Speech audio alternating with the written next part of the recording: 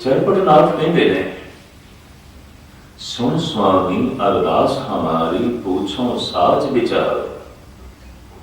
रोस न कीजे उत्तर दीजे, क्यों पाइए हरि द्वार। अपने द्वार को हम तंग आ गए, हम हरि के द्वार जाना है, हरि के बूहे से जाना है, प्रभु के घर जाना है। और प्रभु का घर ही साडा घर है। पार ग्राम होना है, पार जाना है।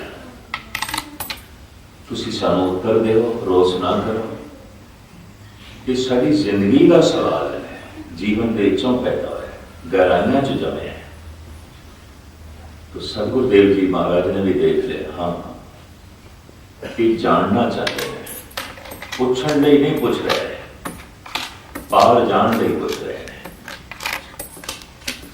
तो धन गुरु नानक देव जी महाराज ने जो जवाब दिता है वो मैं आप जी के सामने रखा। और ये जवाब धन गुरु नानक देव जी महाराज का बहुत कीमती बोल, और गुरु नानक के समय तो सिख जगत के बोल बड़ा प्रचलित चले आ रहे हैं। किसी को समझाना हो तो संसार में किवें रहना है तो किवें पार करना है, ये बोल गुरु नानक के अगे किए जाते हैं। थोड़े सामने मैं रखा वो प्रश्न चरपड़ का, ये हुण जवाब धन गुरु नानक देव जी महाराज का। जैसे जल में कमल निराल, मुर्गा ही न साने।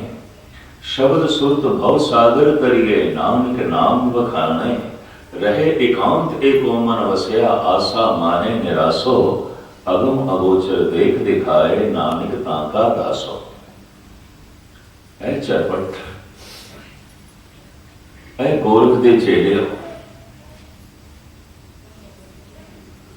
जी तुसी संसार तो पार होना है और सागर के डूबण तो बचना है, तो फिर इस तरह रहो। जैसे जल में कमल निरालम, मुर्गा ही न साने। शब्द सुरत भव सागर करिए, नानक नाम बखाने। रहे एकांत एको मन वसया, आशा माने निरासो। अगम अगोचर देख दिखाए, नानक ताका दासो। चरपट, संसार विच इस तरह रहना चाहिए जैसे पानी विच कमल, जैसे पानी विच मुर्गाबी। दो उदाहरण देते हैं। कमल ना भिजदा है ना डुबदा है। मुर्गाबी रिजक की खातर डुब जाती है, गहरी चली जाती है, पानी के विच चली जाती है, क्योंकि उसकी खुराक थल्लों लगती है तो थल्ले चली जाती है, बहुत गहराई चली जाती है, पर भिजदी नहीं है। अगर भिज जान उसके पंख तो फिर ऊपर नहीं आ सकती, फिर तो वजनी हो जाएगी, भारी हो जाएगी, फिर तो डूब जाएगी। मुर्गाई न साने, न साने शब्द राजस्थानी भाषा है, नहीं सणदी, नहीं भिजती। उत्थे कोई बंदा भिज जाए ना तो राजस्थान में राजस्थानी बोली च कहते यार तो सण गया, ये सण गया, भिज गया। आटा साण दियो, भी आटे च पानी पाया, गिला किया। अज भी कहना कोई बारिश दे भेजा है तो उत्थे अज भी कहते हैं या तो बरखा में सण गयो, जो सण गया, भिज गया। ये बोली राजस्थानी भाषा का शब्द। मुर्गा ही न साणे, जैसे मुर्गा भी नहीं सणदी, नहीं भिजदी, डुबदी है, गर्क हो जाती है, थल्ले चली जाती है, फिर ऊपर आ जाती है क्योंकि भिजदी नहीं। कमल डुबदा भी नहीं, भिजदा भी नहीं। जैसे जैसे पानी बढ़ता है ऊपर उठता है, कमल की तरह रहे। घर जैसे जैसे पदार्थ वधन मनुख डुबदा है, जैसे जैसे धन वधे मनुख डुबदा है, जैसे जैसे पद प्रतिष्ठा वधे मनुख घर को खो के रह जाता है, निकलना ही औखा हो जाता है, डुब गया। इस डुबे हुए उत्ते धन गुरु अर्जन देव जी महाराज ने पुणे छंद बड़ा गजब का उदाहरण दिता है। काबिल शुनीद है, सुन वाला। कमल भारत देश धार्मिक मनुख का एक प्रत्यक्ष प्रमाण है कि धार्मिक बंदा कैसे होता है, कमल जैसे। गुरुद्वारे के मंदिरों के जो गुंबद बनाए जाते हैं वो कमल है। यदि आपकी गल है सरोवर के हरिमंदिर साहब के हरिमंदिर साहब का ऊपर गुंबद ये सेम कमल की तरह बनाया है। एक प्रत्यक्ष प्रमाण तो संसार में इस तरह रहना है जैसे कमल। कमल पानी विचों पैदा होता है, पानी में डुबदा नहीं। कमल पानी विच ही रहता है, पानी में डुबदा नहीं। जीवन उसका पानी नाल जुड़े हुआ है, डुबदा नहीं। उत्पत्ति उसकी पानी तो ही है, डुबदा नहीं। बुद्धिस्ट लोग जड़े ना बौद्ध भिक्षु वो जब सवेरे भिक्षा लिए चलते ना हाथ में कमल की पंखड़ी या कमल का फूल लाजमी हो गया। उंज भी कि जिस इलाके की ज्यादा ने नेपाल, थाईलैंड, बर्मा, लंका उस पास कमल का फूल उंज भी ज्यादा। थां थां से पानी है, सरोवर है, नहीं बहुत पैदा रहता है कि कमल आम है। बौद्ध भिक्षु कमल के फुल तो बिना आश्रम तो बाहर नहीं निकलता। उन्होंने हिदायत है कमल को हाथ च रख। ये नहीं कि कोई बनावटी कमल है। असी ते गुरुद्वारे हम देखे ना बनावटी फुल अर्पण कर लग पे ना प्लास्टिक के कागज के। मैं टेलियर्स कर दिया फुल जिहड़े सतगुरु को अर्पण किए जाते हैं। हिंदुस्तान के तमाम मंदिरों में फुल अर्पण किए जाते हैं, पेड़ किए जाते हैं। शीशगंज साहब, बंगला साहब, दरबार साहब पिछले दिनी जो आंकड़े आए सन बई घट तो घट 100 मन तो लेके 150 मन तक फुल रोज बिक जाते हैं। सवेरे तो लेके शाम तक कितने चढ़ रहे हैं। हजारों मनुखों की रोजी इन्होंने फुलों नाल जुड़ी हुई है। ट्रकों के ट्रक भर के फुलों के आते हैं। शीशगंज साहब, बंगला साहब, दरबार साहब लोग चढ़ाते। फिर पता नहीं इस भारत देश ऐतिहासिक हिंदू स्थान मंदिर तीर्थ कितना फुल चढ़ता है। ख्वाजा मोईनुद्दीन चिश्ती की जी दरगाह है अपने अजमेर में, तो किधरे उन्होंने गुलाब के फुलों नाल बड़ा स्नेह सी। सारा दिन गुलाब के फुल चढ़ते, 12 महीने उत्थे गुलाब मिलेगा। और घट तो घट 50 दुकाना ने जो गुलाब के फुल ही बेचते हैं। सारा दिन मुसलमान आते ये फुल चढ़ाते हैं। अगर कोई तार्किक मनुख बाहर रोड तो गीटियां चुक लिया है, छोटे छोटे कंकर के पत्थर सतगुरु के अगों अर्पण करे कि असी आखांगे तुम बड़ा गुस्ताख है, बड़ा बेअदब है, बड़ा मूढ़ है। ये तो की कीता है। पर जो वो तर्कशील हो गए कि आखिर ये फुल अर्पण हो सकते हैं, पत्थर क्यों नहीं हो सकते, गिटियां क्यों नहीं हो सकती। तो फिर समझाना पड़ेगा फुल सुंदर में, फुल कोमल में, फुल सुगंधित में, ये 3 खूबियां रखते हैं। फुल सुंदर में, फुल कोमल में, फुल सुगंधित में। ये जिहड़ियां गिटियां ते पत्थर तू उचाड़े ने एक करूप ने, कठोर ने, सुगंधहीन ने। तो जो सुगंधहीन है, जो कठोर है, तो जो करूप है, ये गुरु के चरणों निछावर नहीं किया जा सकता। ये परमात्मा की भेंट नहीं हो सकती। फुल प्रतीक ने जिसका हृदय कोमल हो जाता है, गुणों की महक नाल भर जाता है, रूहानी दा सौंपण जिसके अंदर पैदा हो जाता है, गुरु के चरणों च उसनूं थां मिल जाती है, परमात्मा के गले का हार बन जाता है। ये प्रतीक है, इशारे है। सिंबल ने। पर जिस दिन की मनुख की जिंदगी कागजी बन गई है, नकली फुल बन गई है, जिंदगी नकली बन गई है, तो जिस दिन का बंदा नकली हो गया, नकली सिख हो गया, उस दिन नकली फुल चढ़ने लग गए।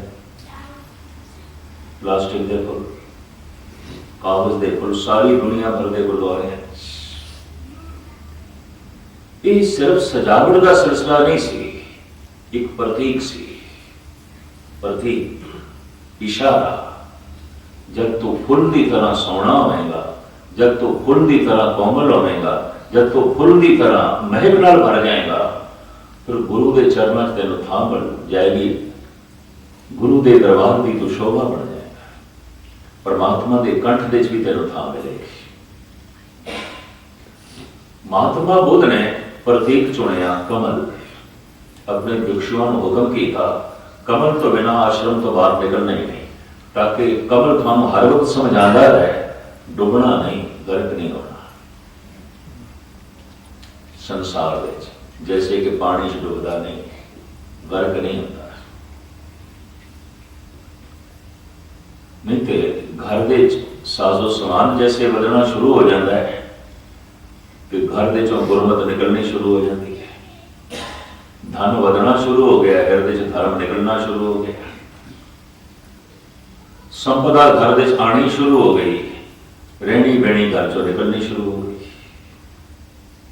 ये कोई बिरला ही महाराजा रणजीत सिंह है, सदा बढ़ती जा रही है, हृदय सत का प्यार बढ़ता जा रहा है, तोशे खाने धन नाल संपदा नाल भरते जा रहे हैं, हृदय गुरमत के प्यार नाल भरता जा रहा है। बाहरों बादशाहत बढ़ती जा रही है, हृदय गुरु की भक्ति बढ़ती जा रही है। कभी बनाई कोई ऐसा होता है, जनक जैसा, महाराजा रणजीत सिंह जैसा निजाम हैदराबाद ने बड़ी खूबसूरत कीमती चांदनी भेजी सी नजराने वजों महाराजा रणजीत सिंह। निजाम हैदराबाद भी महाराजा रणजीत सिंह की प्रभुता का, शक्ति का, सियानत का कायल सी, नजराने वजों भेजी। कहते एक दिन दीवाने खास देश ये चांदनी तन दी, एहलकारा बन दी। जैसे महाराजा साहब आए, उन्होंने निगाह चांदनी ते पै गई, हीरे मोती पन्ने लाल छोटे छोटे दमकन पे, बड़ी खूबसूरत ये चांदनी, कारीगरी का एक खास नमूना ते बड़ी कीमती। तो महाराजा साहब स्वभावत पूछते हैं, ये चांदनी कदों बनाई? एहलकारा ने हाथ जोड़ के कहे, महाराजा साहब असी बनाई नहीं, एक निजाम हैदराबाद ने आपनों नजराने वजों भेजी सी, तोशे खाने च पई सी, इसनों कीमती ते खूबसूरत जान के असी बन दिता है।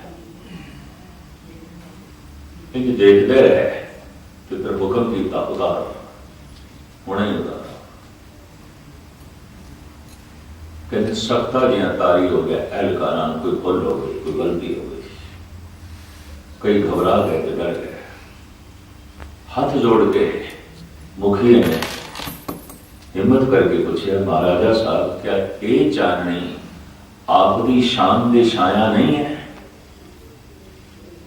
नहीं, यह गल नहीं, ये चांदनी इतनी खूबसूरत है, इतनी कीमती है, मेरा जी करता है कि गुरु रामदास जी के दरबार की शोभा बने, मेरे दरबार की भेज देती दरबार से। कोई कीमती चीज देखता है, उन्होंने गुरु चेते आ जाता है, गुरु का दरबार चेते आ जाता है, गुरु का घर चेते आ जाता है। सन 84 के कल्लू बारिश के चांदनी चल के खाक हो गए तोशे खाने च, नहीं तो दिवाली वाले दिन के गुरु रामदास जी के गुरपुरब वाले दिन हजारों की तादाद संगतां इस चांदनी देख के बाकी तोशे खाने के दर्शन करते सन। बहुत कीमती सरमाया सिख कौम का नष्ट हो गया। अकाल तख्त पे पए हुए धन गुरु गोबिंद सिंह जी महाराज के तीर जल के खाक हो गए। रिफरेंस लाइब्रेरी सतगुरु के दस्तखतां वालियां बीड़ा पोथियां सब जल के भस्म हो गए। खैर एक दिन विचकार गल आ गई, महाराजा रणजीत सिंह की असी बरसी मनाते हैं, जन्मदिन मनाते हैं। सिख जगत बे दर्जना महाराजे हुए, कोई पुछता ही नहीं। थोड़े महाराजे हुए, कोई पुछता नहीं, लेकिन याद असी मनाते हैं महाराजा रणजीत सिंह की। क्यों? ये महाराजा बाद में सी, सिख पहले सी, सागर दे गर्क नहीं होया, पार होया है। भाई गुरदास जैसे हुई आलम फाजल हो जनक की उपमा गणी करनी पई है। भगत वडा राजा जनक है, गुरमुख माया विच उदासी। इतनी माया के उदास है। तो खैर लंका माना है, मुख्तसर जो है मैं अर्ज करा। कमल प्रतीक बन गया, ये डुबदा नहीं, बेचदा नहीं। मुर्गाबी डुबते जाती है रिजक की खातर। कई दफा रिजक की खातर मनुख को नितनेम रह जाता है, पाठ रह जाता है। रिजक की तलाश में इतना दूर चला गया, या ऐसी थां से चला गया, सत्संग तो दूर चला गया, रोजमर्रा के दर्शना तो दूर चला गया, डूबते गया रिजक की खातर, पर भेजिया नहीं है, गर्क नहीं होया, ऊपर आया है। गुरु की याद बनी हुई है। भावें सत्संग उसनों नसीब नहीं, पर गुरु की याद बनी हुई है। भावें रोज का दर्शन उसनों नसीब नहीं, पर दर्शना की प्यास अंदर बनी हुई है, खिंच अंदर बनी हुई है। ये मुर्गाबी की तरह है। कमल हर वक्त पानी च है, न डुबदा है न भिजदा है। पानी बढ़ता जा रहा है, ये ऊपर उठता जा रहा है, डुबदा नहीं है, गर्क नहीं होता। लेकिन एक उदाहरण इस संबंधी, कमल के संबंधी, जो धन गुरु अर्जन देव जी महाराज ने दिता है, बड़ा बाकमाल है। पुणे छंद महला पंजवा। पंकज फाते पंक महाबद गुंफिया, अंग संग उरझाए बिसरते सौंपिया। पंक कहते ने चिक्कड़ नूं, पंकज कहते ने चिक्कड़ तो पैदा होया। कौन? कमल। कमल दे मैं शब्द कोश दे 18 नाम पड़े ने, एक फुल दे इतने नाम। कमल नूं पदम कहते हैं, कमल नूं सौरभ कहते हैं, कमल नूं कंज कहते हैं, कमल नूं पंकज कहते हैं, कमल नूं बारज कहते हैं, और इस तो इलावा कमल नूं सारभ कहते हैं। अनेकां इसके नाम, इन्नियां खूबियां नूं वेख के। तो एक नाम है इसका पंकज। पंक तो जमया, पंकज। पंक ने पैदा किया, चिक्कड़ ने पैदा किया, चिक्कड़ तो पैदा होया, जिहदियां जड़ां हुण भी चिक्कड़ दे। पंकज फाते पंक महामद गुंफिया, अंग संग उरझाए बिसरते सौंफिया। जन्म कमल का पंक तो है, चिक्कड़ तो है। कभी कदाई कोई जोर का मींह पै जाए,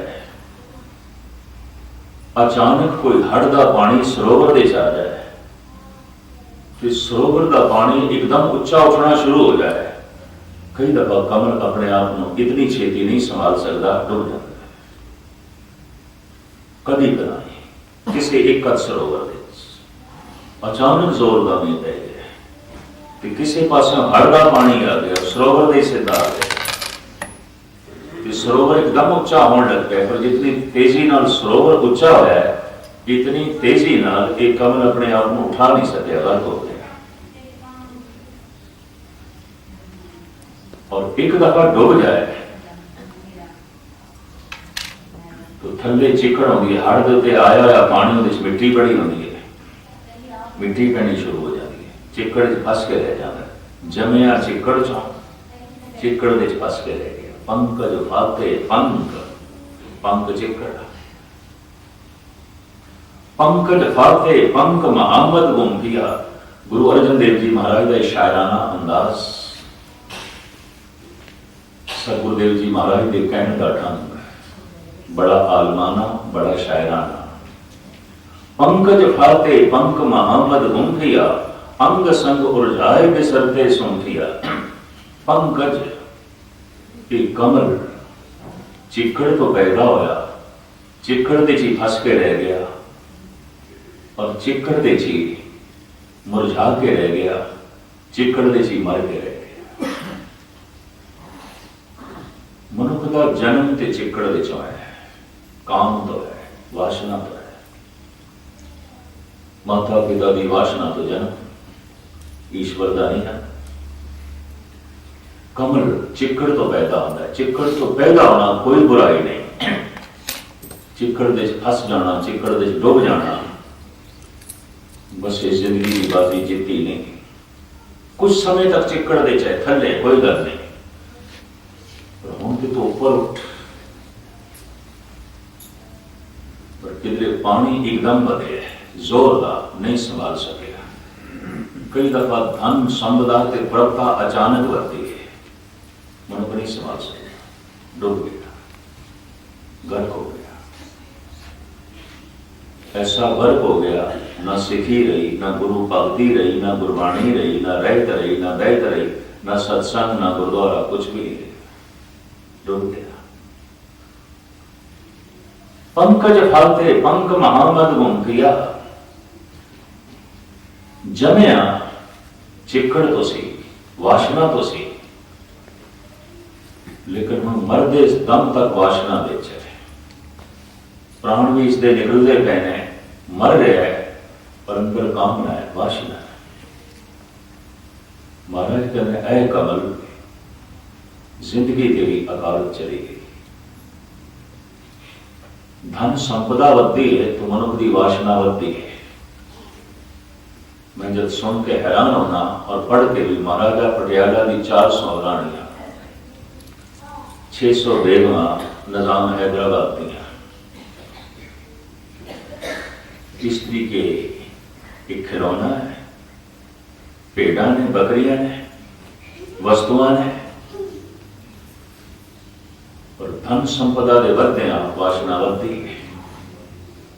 और स्त्री नाल पत्नी का कोई संबंध नहीं रह जाता, घरवाली का कोई संबंध नहीं रह जाता, सिर्फ वासना का, और कोई मतलब ही नहीं। चिक्कड़ चो जमया, चिक्कड़ फस के रह गया, चिक्कड़ विच मर गया। गुरु अर्जन देव जी महाराज कहते ने पंकज पाते पंक महामद मुंफिया, अंग संग उलझाए बिसरते सौंफिया। ऐसा उलझे है इस चिक्कड़ विच, अपना स्वपन भुल गया, अपनी सुगंधी भुल गया, अपनी कोमलता भुल गया, उनके ऊपर चिक्कड़ पै गया। चिक्कड़ ने इसका सारा स्वपन खत्म कर दिया है, कि कोमलता भ्रष्ट कर दी है, कि महक भी दबा के रख दी। ऐसा वासना में फसया कि सारे गुणा देते मिट्टी पै गई, चिक्कड़ पै गया। पंकज फलते पंक महामद गुंफिया, अंग संग उलझाए बिसरते सौंपिया। सौंपिया अपनी सुगंधी भूल गया, अपना स्वप्न भूल गया, अपनी कोमलता भूल गया। दुनिया में कितने पता नहीं भूल गए। धन संपदा के आमने वासना बढ़ती है और मनुष्य डूब गए, गर्क होते हैं। धन संपदा के आन नाल या धन संपदा की लालसा के नाल मनुष्य के अंदर वासना बढ़ती है, चिक्कड़ फसता है। कभी कदाई कोई मनुष्य कमल की तरह ऊपर उठता है। तो गुरु नानक देव जी महाराज चरपट नाल समझाते हैं, कहते हैं जैसे जल में कमल निराल मुर्गा ही ने साणे, शब्द सुरत भव सागर करिए नानक नाम बखाने। चरपट ने थे प्रश्न किया है, महाराज ये किस तरह रहिए, डुबिए भी ना, चिक्कड़ दे फसीए भी ना, कोई युक्ति, कोई ढंग। जब तक कि असी बहुत किया, इस नाल मसला नहीं हल होया। बहुत समा हो गया, अमृत वेले ही उठते हैं, सारी सारी रात जाग के भजन करते हैं, मसला हल नहीं होता। धर्म ग्रंथों का बहुत पाठ करते हैं, गल नहीं बनी। कल मैं अर्ज भी की थी सी, परत्री ने ऐसा रोना भी रोया, ये सब कुछ मैं किया, गलती नहीं बनी। तो पता है गुरु नानक देव जी की कहते हैं, रहे एकांत एको मन समस्या, आसा माहे निरासो। मन विचारां दी ते विकारां दी भीड़ है, मन नूं एकांत कर लेना, परे कर। कि किस तरह परे होगी, वेख अपना मन, वेख बस वेखदे विकार कर जाएंगे, वेखदे ही गलत विचार कर जाएंगे। वेखना बड़ा औखा, अंतर्मुखी होना किसी को कहते हैं। सुचेत होकर देख अपने विचारों, मलिन विचारों से वो शांत हो जाएंगे। आशा माहे निराशो, तो मन के इच्छावां कामनावां के पैदा होणगियां। आशा माहे निराशो, आशा विच निराश हो के रहे। किस तरह? ये किस तरह हो सकता? और एक गुरु नानक देव जी महाराज ने कई थावां लिखे है। रामकली राग के होर शब्द भी सतगुरुदेव जी महाराज ऐसा ही उपदेश करते हैं। और समय की गति मुख रखते आया इसे पंक्ति में लइए। रहे एकांत एक मन वसया, आशा माहे निराशो। आशा माहे निराश बलाए, नेचो नानक करते पाए। निश्चय करके जानो, उन्होंने करते गुरु की प्राप्ति हो जाएगी जो आशा विच निराश होकर रहता है। ये किस तरह हो सकता है? आशा विच निराश तो महाराज ये कह रहे हैं, जब तक तू करदा पे बंदगी तू करदा पे है, तेरी कोई इच्छा पूरी हो जाए तो समझेंगे परमात्मा की इच्छा भी यही सी तां पूरी होती है, रब की रजा भी यही सी तां पूरी होती है। तेरे कर्मानुसार बनया होया जड़ा विधान सी, प्री प्लान जो सारा सिलसिला बनया है तो उसके मुताबिक होया है। अगर कोई इच्छा तेरी पूरी नहीं हुई तो नहीं होनी सी। इसमें तुम ईश्वर की रजा, उसका नियम, उसका विधान समझ। तेरी कोई इच्छा पूरी हो रही है, इस वास्ते पूरी हुई है कि परमात्मा भी यही चाहता है। अगर कोई इच्छा तेरी पूरी नहीं हुई तो समझ लेना परमात्मा की इच्छा कोई और है, तेरे कर्मानुसार उसने कुछ और विधान बनाया है। तो उसकी रजा मन उसके भाने विचार है, मन टिक जाएगा। कितनी इच्छावां ने नहीं पूरियां होंगी तो कैसी गिले नाल कर जाने। हे परमात्मा गजब कर देता, अखंड पाठ भी कराया, लंगर भी कराया और संगतां की सेवा भी की, पर साडी गल नहीं बनी। गिले नाल भर गए, शिकवियां नाल भर गए। तो महाराज इतने कहने कोई इच्छा पूरी हो गई है, कोई इस वास्ते तो पूरी होनी सी। ईश्वर की इच्छा भी एक सी, अगर नहीं हुई तो फिर ईश्वर की इच्छा कोई और है। तो इस तरह आशा विच निराश होके रह, यकीन जान चरपट तो कमल की तरह हो जाएगा। आशा विच निराश होने की तेन जांच ना हुई तो फिर इतनी गल याद रख, गिलियां नाल भर जाएगा। गिले डोब के रख देंगे, गिले बर्फ करके रख देंगे, गिले बर्बाद करके रख देंगे। किसी मित्र से तुसी रोज रोज गिला करो, मित्रता दुश्मनी बदल जाती है। कोई पत्नी रोज रोज पति के गिले करे, कोई पति हर वक्त पत्नी के गिले करे, संबंधों की दराड़ पै जाती है। हर वक्त प्यो पुत्र के गिले ही करता जाए, ते पुत्र हर वक्त पिता के गिला ही करता जाए, हर वक्त गिलियां नाल रिश्ते टूटते नहीं। तू हर वक्त रब के गुरु के गिला ही करता जाए तो गिले जितने तू करेगा उतना दूर चला जाएगा, और जितना दूर जाएगा उतना ही डूब जाएगा, गर्क हो जाएगा।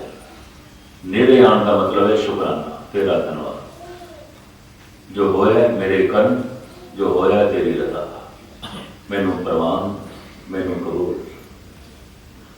और जिसनों इस हुक्म की समझ आ गई, मनन की जांच आ गई, महाराज कहने उसने परमात्मा के राज को समझ लिया। कहो नानक जिन हुक्म बचाता, प्रभु साहिब का तिन कह जाता।